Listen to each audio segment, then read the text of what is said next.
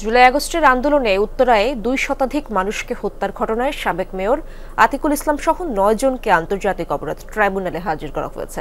একই সঙ্গে মতিঝিলের শাপলা চত্বরে ২০১৩ সালের ৫ই মে হেফাজতের সমাবেশে হত্যার ঘটনায় সাবেক স্বরাষ্ট্র প্রতিমন্ত্রী শামসুল হক টুকু সহ ৪ জনকে আন্তর্জাতিক অপরাধ ট্রাইব্যুনালে হাজির করা হয়েছে।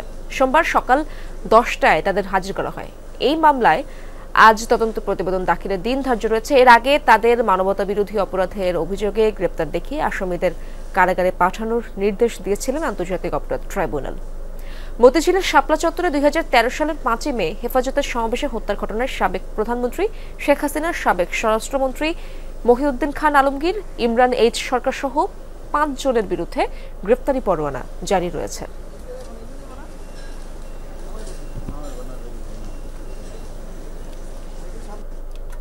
দর্শক, এ বিষয়ে বিস্তারিত জানবো। আন্তর্জাতিক অপরাধ ট্রাইব্যুনালে রয়েছেন আমার সহকর্মী মাইনুল মারুফ।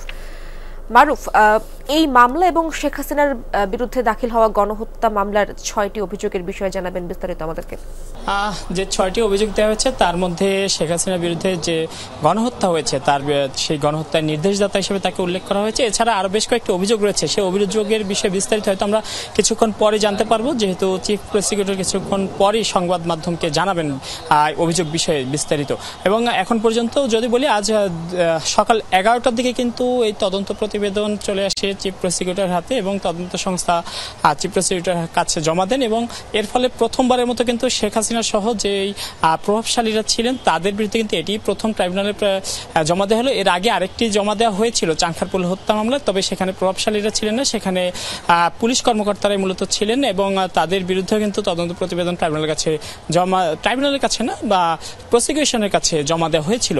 এবং প্রসিকিউশন এই যে তদন্ত প্রতিবেদন হাতে পেয়েছে, এই তদন্ত প্রতিবেদন নিয়ে পর্যালোচনা করবে, বিভিন্ন জিনিস খুঁটিয়ে দেখবে।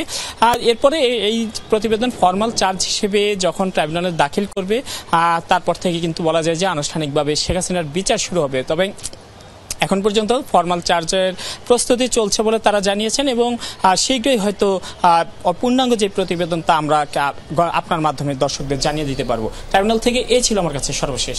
ধন্যবাদ আপনাকে মাইনুল।